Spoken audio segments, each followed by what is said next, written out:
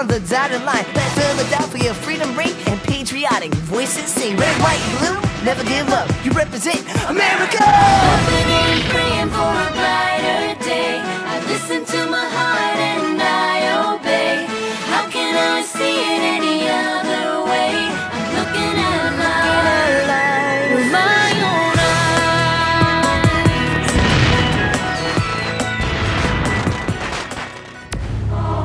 Today on Liberty's Kids, cowardly bandit attacked the Dartmouth. Who is responsible for inflaming the subjects of Boston to this violence? Parliament raised the tea tax over our objections. Maybe next time they'll listen. But you must learn to distinguish between a patriotic act of protest and mob rule. All right. These colonies are troubling with England and Boston. This is not Massachusetts, you say. True. This is Philadelphia and Pennsylvania. But trouble moves round. Leave your politics on board. And don't pick up any politics ashore.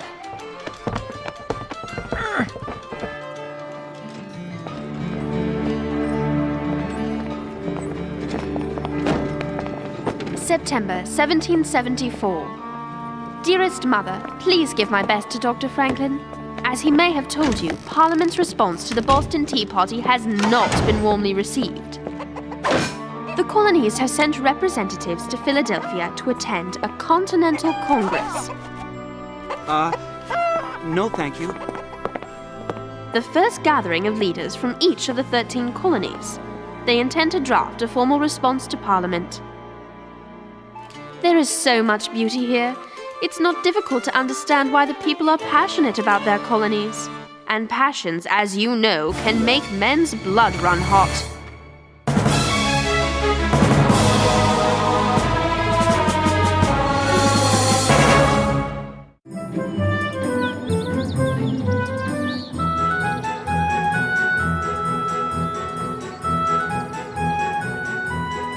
By giving Canada the Ohio River Valley, the lives lost 11 years ago during the French and Indian War were lost for nothing. But Parliament's demand that Boston pay for the tea they destroyed is perfectly reasonable. The tax is not reasonable. Only a Tory would think so. I thought Tory was a colony. You know, like if a person was a Tory, they were from Tory. Like a New Yorker is from New York. Sarah's not a Tory. Colonists who defend Parliament are called Tories, a nasty name on this side of the Atlantic.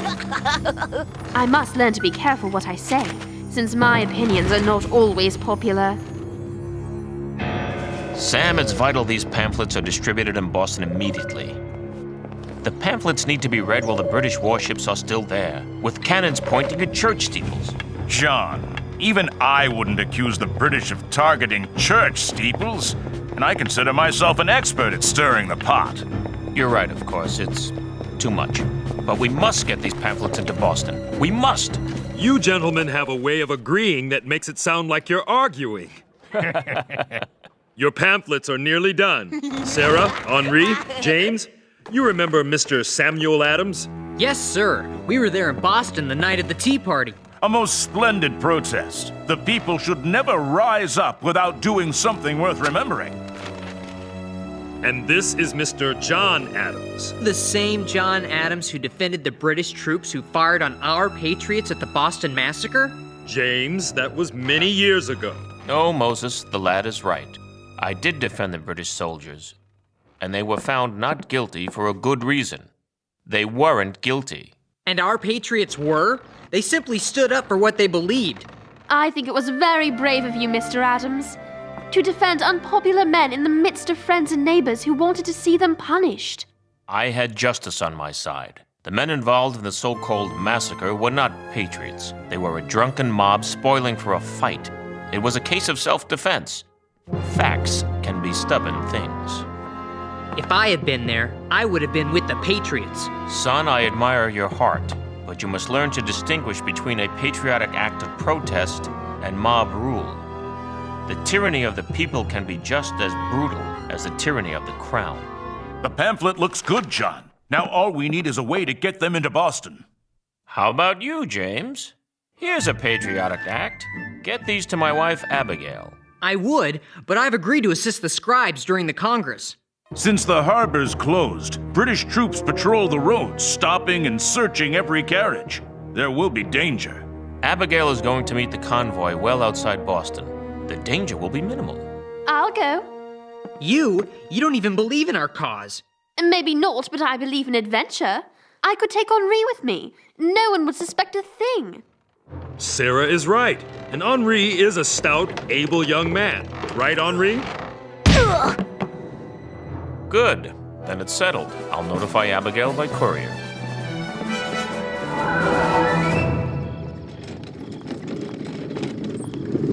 You have to learn to be aggressive if you want to be a journalist. I think you were very nearly rude to Mr. Adams. I was to the point, nose to nose. You were as busy giving your own opinion as getting his. I like Sam Adams. Sam is a man of action. This is a time for action. Hey, who's that? Whoa! What have we here? Stand right where you are. I was looking for my shipmate. I'll be on my way. I offered to buy you a drink. I don't drink. That it? Or is you wouldn't join the toast? Me, Parliament rot the wretched louts! Where are you going? I don't know my way at night. Oh, all right already. Look, I don't want any trouble. Let me go about my business. You are my business. I'm worried about you out in the chilly night air. He needs a warm coat of tar and feathers. Let me go! Stop! I can't believe I'm going to miss this. I can't believe you'd want to have anything to do with it. If you were a gentleman, you'd put a stop to it. Imagine how silly he's going to look covered with tar and feathers. He'll look like a giant barn owl. Hooty hoot! Hooty hoot! I'm Hooty the sailor!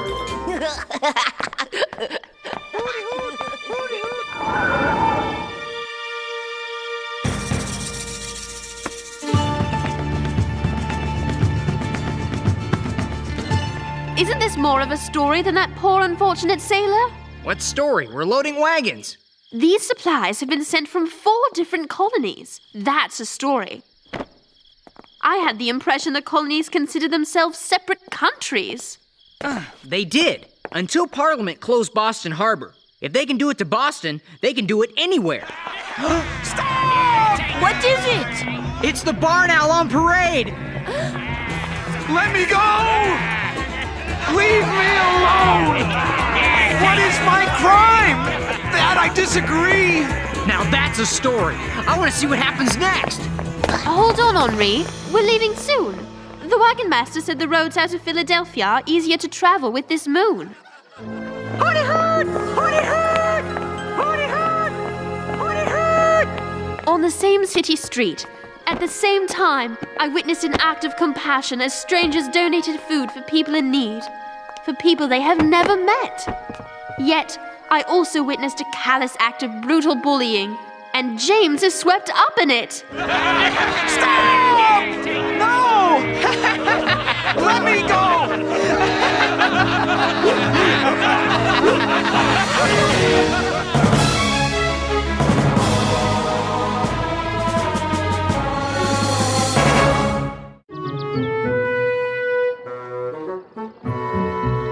In large type across the top, Hooty Hoot gets the boot because he looked like a barn owl after they tarred and feathered him.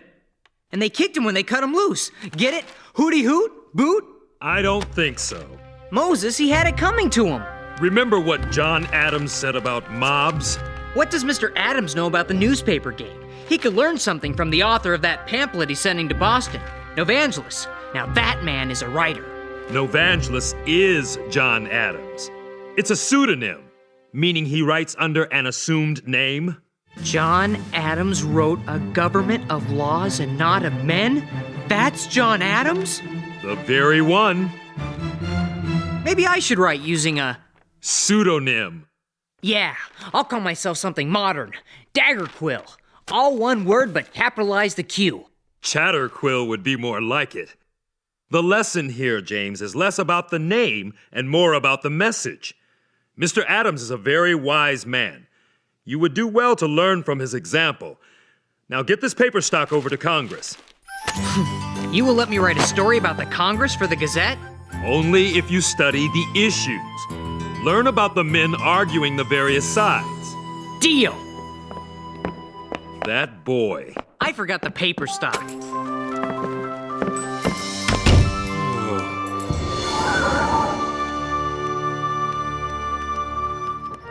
Dearest Mother, this land is even more spectacular than Father has described in his letters.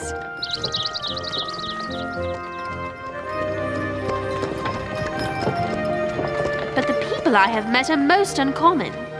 Their desire to learn what is going on in the country and their willingness to share with their fellow colonials gives me hope for mankind.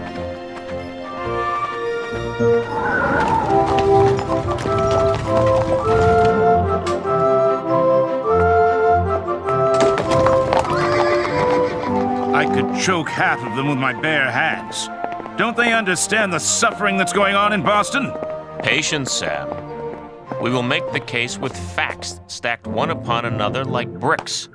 Soon we will have an argument so strong it will be impervious to attack. On our second day, an old man brought his sheep to the convoy. He explained he was too old to continue herding sheep. He had given most of his flock to his daughter, but he wanted to give the rest to the blockaded city of Boston. At first, our wagon master didn't want to accept the flock. It would have slowed us down too much. But I had an idea. All right, troops. I know nothing of sheep, but I know soldiers. I depend on you to assist me, Lieutenant. Yes, General, sir. Quit fighting with the Lieutenant. You there, big horn. If you behave, I will give you all ranks of honor and names of valiant French knights and musketeers. It is essential at the outset to determine our method of voting. Who is that at the podium? Him? That's Patrick Henry. Population of the larger colonies. What say you? Hear, hear! Point of order! At the provisional meeting of the Stamp Act, we voted by colonies. One vote each. Yes, we're all equal. No! Outrageous! Who is that standing up? Delegate Dwayne. He's from New York. What say you to that, sir? The matter of the vote has not been decided. That's John Adams. Him, I know. Let's make a deal. I'll tell you everyone I know, and you tell me everyone you know. I know everyone. Everyone? Who's that? John Jay of New York. Now please, I'm trying to listen. As we set about our business, I remind everyone of our purpose. We are here to re-establish harmony with Great Britain. We're not here to provoke Parliament into further action against us. Hear, hear! Outrageous! Gentlemen, come to order. I have just received a message by courier that British warships have fired cannon upon the city of Boston. Church steeples have fallen. There is panic in the streets, and some number of dead.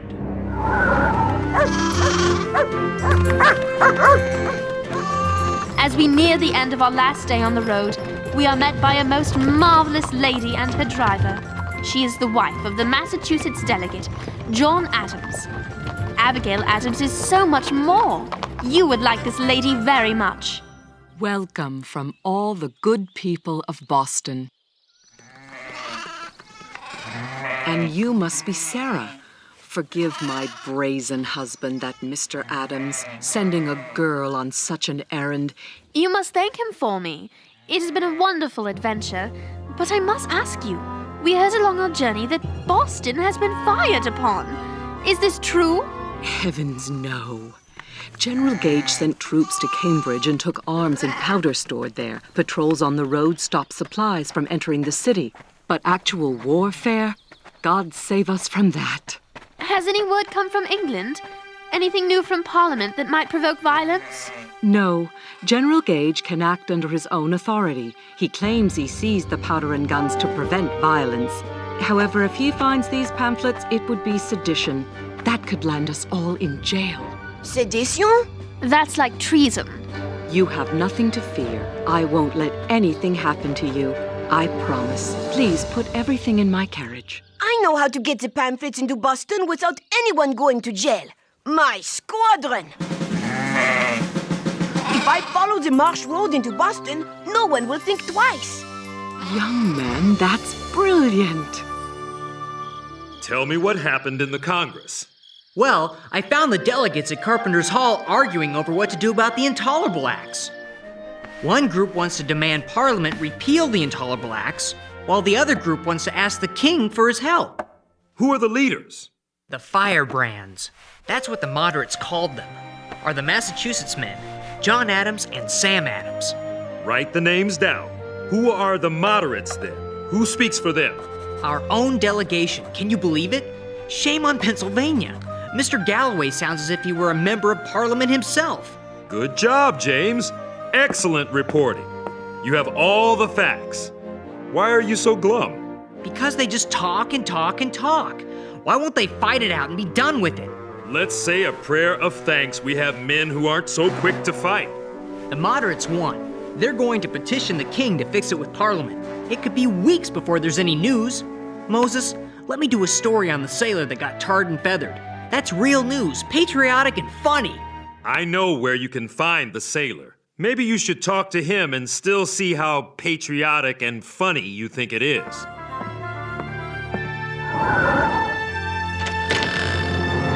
You want to ask Mr. Parker questions for the newspaper? Yes, Doctor. He's in a great deal of pain. He'll have to stay in bed for a month, maybe more. He's hurt bad? He can't be. I saw him. I saw him stand up and walk away. When a person is tarred, the tar is like hot oil. They boil it. Tar burns a man's clothes onto his skin. You mean like hot candle wax and you peel it off and... Worse.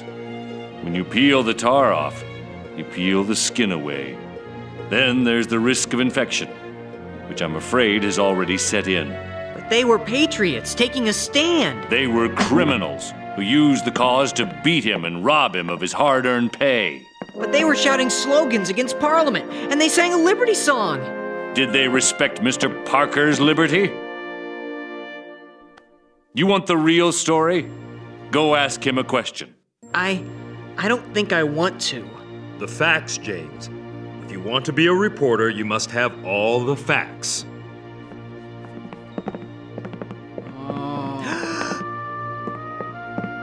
Tears are salty. That adds sting to the wounds. One tear leads to more hurt and more tears. It's a cycle of pain no man should inflict on another for any reason. Who is it? It's Moses. I brought the young man I mentioned earlier. Could he ask you a question or two? Yes. Is there anything I can do?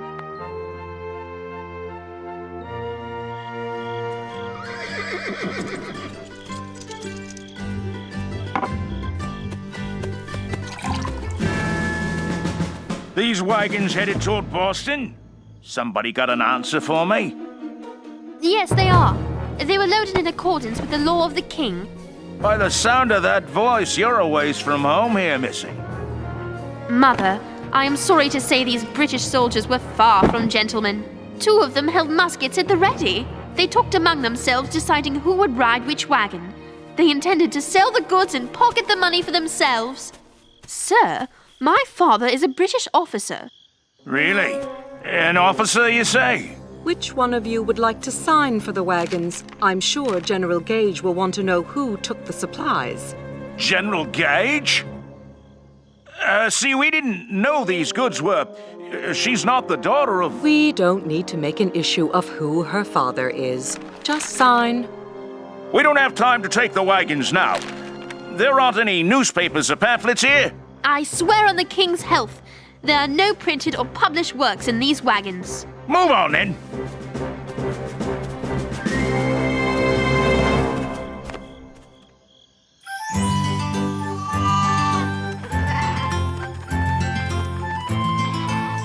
What was that? What's over there?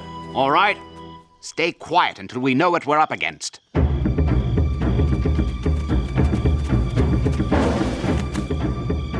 Lieutenant, keep your eye on the 6-man lava cannon. Colonel, Have we heard from the Indian scouts? They are the famous shadow warriors. You cannot see them until they are right beside you. Yes, sir, General, sir.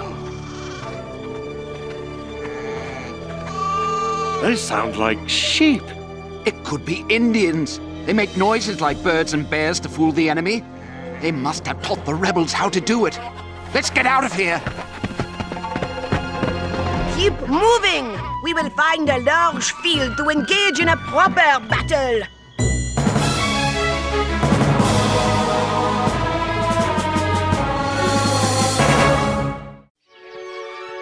After Henri delivered his squad of sheep, he returned the dog he called Lieutenant to the old man.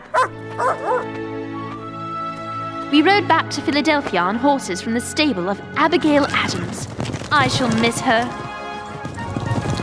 Safely back in Philadelphia, I made my way to Mr. Adams with a letter from his wife. Thank you so much. I worry about her there, in harm's way. She asks you to write more often. Yes, I must.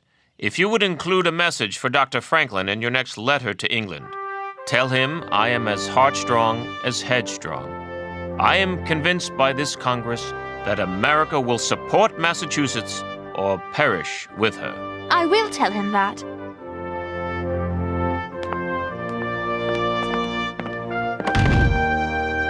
John Adams arranged for us to see a bit of Congress in action.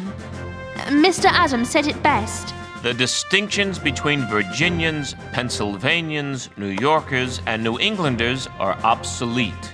I am not a New England man. I am an American. We are Americans.